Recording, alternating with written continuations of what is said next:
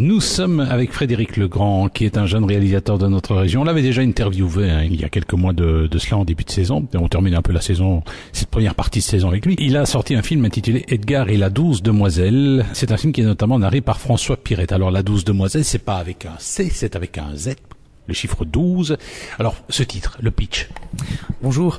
En fait, donc voilà, c'est Edgar et la 12 demoiselles. C'est l'histoire d'une créature étrange nommée Edgar et voilà qui vit tout en haut d'une tour. Et c'est une sorte de Frankenstein, on va dire ça ainsi, un clin d'œil à Édouard aux mains d'argent. Et un jour, il y a l'éveil des sentiments qui vient en cette créature, en ce monstre.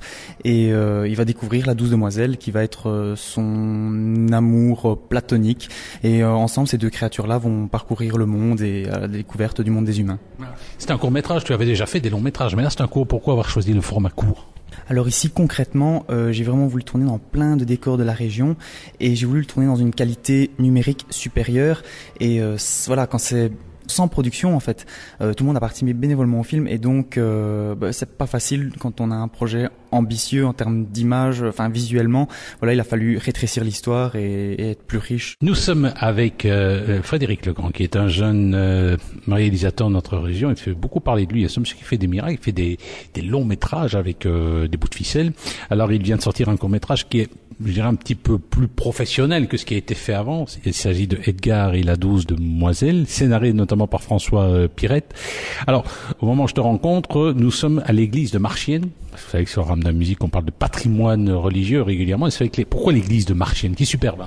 Ouais, donc voilà, on a tourné en fait une partie du film dans l'église Sainte-Vierge de Marchienne-au-Pont, qui est en fait la tour principale du personnage principal, voilà. Et voilà, je voulais vraiment faire vu que c'est un court-métrage, on va dire, insolite de Carolo, je voulais le projeter dans un lieu insolite, entre autres dans une église gothique comme celle-ci. Oui, alors cela dit, tu as filmé dans différents coins de la région de Charleroi. Quels sont ces coins traditionnels, bois du casier et tout le team? Bien non, en fait, on a beaucoup de paysages. J'ai voulu énormément tourner dans des lieux classés patrimoine. Malheureusement, ça a été énormément de paperasse, ça a été beaucoup de refus.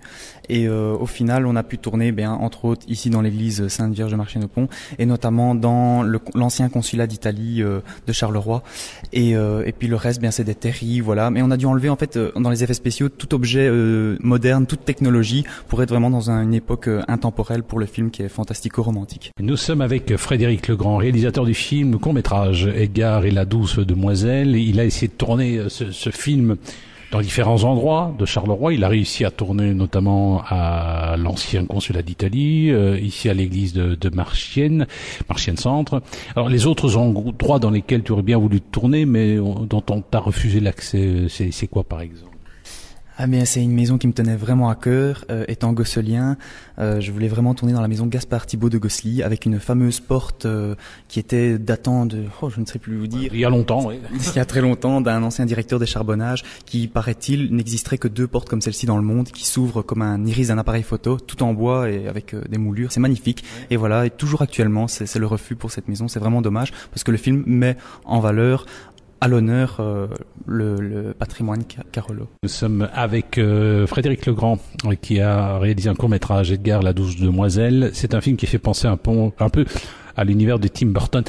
J'aime bien Tim Burton, que tu limites un peu, mais moi j'ai envie que tu nous fasses du Frédéric Legrand à un moment ou à un autre. Ouais, c'est vrai, ça c'est pas mon univers, voilà, je suis... Comment ça, l'univers de Frédéric Legrand, ton univers, c'est pas ton univers, c'est quoi ça? C'est un univers inspiré de tous ces films qui m'ont inspiré depuis tout petit, qui me font rêver. Côté fantastique, film un peu gore, non? Non, du tout public, tout le monde peut venir, ça ne fait pas peur du tout. Voilà, c'est des monstres, mais qui sont parfois... Quand est-ce qu'un jour tu nous proposeras vraiment du Frédéric Legrand? Et quel est le style de Frédéric Legrand? C'est du sous Tim Burton? En tout cas, je crois que, pour ma part, actuellement, je suis dans un genre du cinéma gothique, quoi. Les trucs réalistes, c'est pas trop ton truc. Oh non, du tout. J'aime tellement les effets spéciaux. Nous étions avec Frédéric Legrand. Je vous invite à revoir son film Edgar, la 12 demoiselles, qu'il va présenter un petit peu partout dans la région. On vous tiendra au courant sur les différentes projections. C'est un film notamment narré par François Pirette. Alors François Pirette, ça s'est fait comment cette rencontre? Tout simplement, j'ai pu une fois le rencontrer, je lui ai demandé s'il voulait participer, je lui ai expliqué que c'était sans production, que tout le monde était bénévole.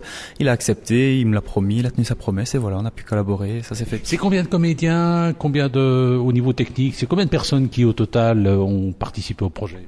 Si on compte tous les techniciens, toutes les personnes qui ont participé de près ou de loin, on arrive presque à 100 personnes. Sinon vraiment dans la petite équipe, on est peut-être une petite dizaine. Alors le prochain projet c'est quoi? je ne sais pas.